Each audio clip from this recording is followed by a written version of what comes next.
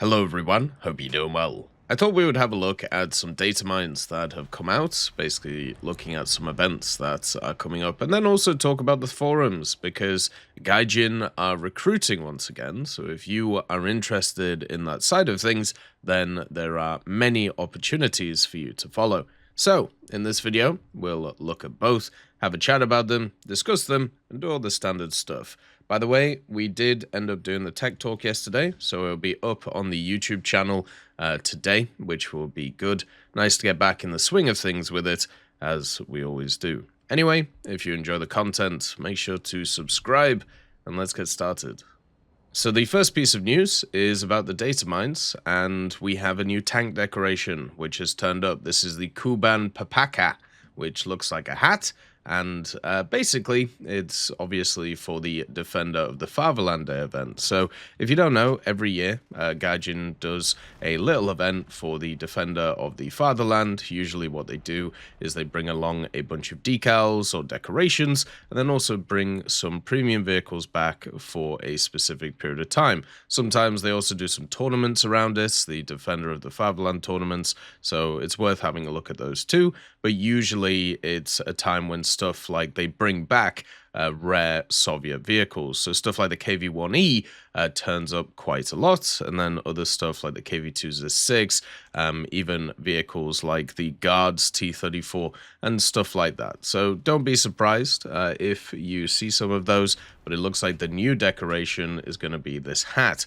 Now, also, there's a bunch of shields which are really nice. My guess is they'll probably bring it back in a loot box crate, because that's usually what they've done previously. Just to let you know, the Defender of the Fatherland Day is on the 23rd of February, so look forward to it probably on this weekend, which, you know, they'll probably announce it on Thursday or Friday, and then the event will be over that time. There was also some other stuff that was data mined too, so the race waypoint size multiplier has been increased for some reason from 1 to 1.045, so absolutely huge changes. I wonder if they're going to add in a race event again. I do enjoy the race events, actually. They're something that I thought we could do and have a bit of fun with, but unfortunately, you know, it's just one of those things that's kind of taken a step back compared to a lot of other stuff.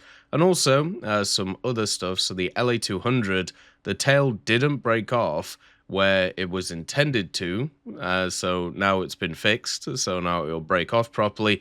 They've done some MFD changes to the Rafale once again, and also the 37mm HO-203, the Heavy T-shell, so I'm pretty sure that's the Japanese one. The explosive type has been changed from TNT to RDX, so it's actually gained a lot more explosive power, basically 1.6 times instead of 1, and the penetration has gone up by 0.4 millimeters. So huge changes in the place. Kind of 0.4 millimeters. Wow. Another part of the Gaijin universe is that they are recruiting game masters through the forums. And basically, game masters are mainly responsible for any chat-related issues and process incoming chat reports from players. Also moderate public chat channels in the game and answer to chat moderation-related questions via forum PMs. And with this, a GM helps maintain a friendly atmosphere within the War Thunder player community. So basically, you're a chat janitor at the end of the day. And what you can get out of this is obviously rewards if you end up doing it. They do have a list of requirements, such as a clean in-game history regarding chat bans and game bans. So unfortunately, people can be disqualified from that. An ability to always keep personal bias and preference out of work. Fair and decent and objective reactions and communication is an absolute must in any situation. Oh, I'm sure that definitely happens. A positive connection to the game, as well as a desire to make the game better. An ability to work in an international volunteer team, sociable and able to communicate on various communication platforms. Solid proficiency in both English and, English spoken and written. Must be over 18 years of age and able to sign a non-disclosure agreement, as well as being a trustworthy and responsible individual. Any additional languages spoken are an advantage, and also good knowledge and understanding of the game and its mechanics, as well as being an active player in game and in the community.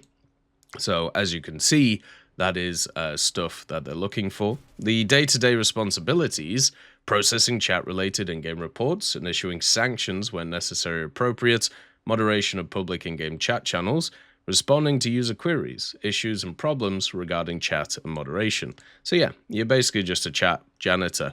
And it's a volunteer role, which means that you won't get access to money for this. You'll probably get access to in-game currency. That's usually how this stuff works. They'll give you GE for work, which is a great way of not paying people. So if you're interested in that and you want to make things better in that way, then go for it. Generally, I feel like with the size of War Thunder, I would like to actually get paid real money for these things, but that is just me. And since I already have kind of a full-time job, it's not really something that is feasible. It is definitely one of the problems with these types of things, where usually what it attracts is people who are super keen, but also at the same time don't have any ties to anything else. So they become incredibly insular very quickly.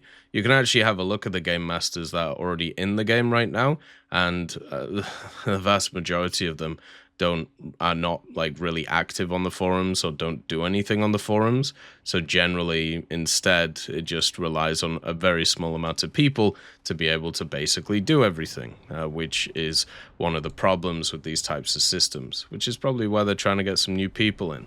Same thing happens with all volunteer roles, because at the end of the day, people can't live off volunteering, so it be how it is. It becomes more of kind of a fashion statement than anything else. So yeah, if you want to get involved in that, make sure to do so. There's also other opportunities when it comes to these things. You know, you can actually write some articles on the War Thunder wiki, get yourself some GE through there if you want to.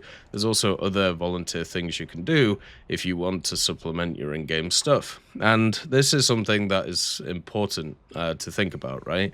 If you are a person who wants to kind of get stuff in the game, or not necessarily get free stuff, but, you know, put in some work to get it, and, you know, you don't want to do it through the market, or you don't want to do it through others, this is one of those perfect opportunities to do it and also benefit the game. Generally, these kind of roles are very important because of the fact that they keep the wheels turning. The problem that War Thunder runs into, and pretty much every game runs into, is when you have a certain narrative that has to be stuck to, and when also at the same time people start getting silenced. And it isn't even from the community point of view, it's from the rules that are laid out to the game masters. And it creates a very negative environment, meaning you have to be incredibly careful when dealing with these things. And for me, like, obviously being just part of my own kind of system, I don't have to worry too much about that because I'm only representing myself. I'm not representing anybody else, so it's a bit easier. But when you're representing a company, it's definitely a lot harder to do. So if you're interested, get involved, get everything sorted.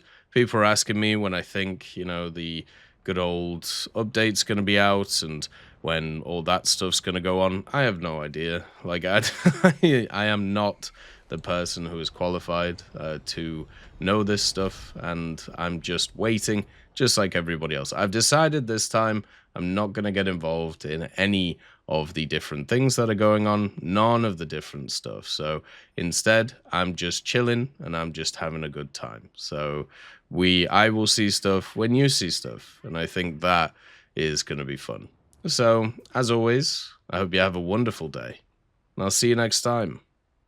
I'd just like to thank GMG Smiley, CD Beans, Chieftain Mike, EMN3 Galaxy, Tulio Pontecorvo, Brendan Quinn, Carrion Crow, Gus Irenicus, Pyman, Wartinder, Teddy, Daniel Stanton, Martinez, B. Young, Ozzy Panzer, Alan Hacker, Liam Shear, Opium Prime, Lafouche, Sem, Aslan, Uncle Bean, and Derek R. for supporting the channel.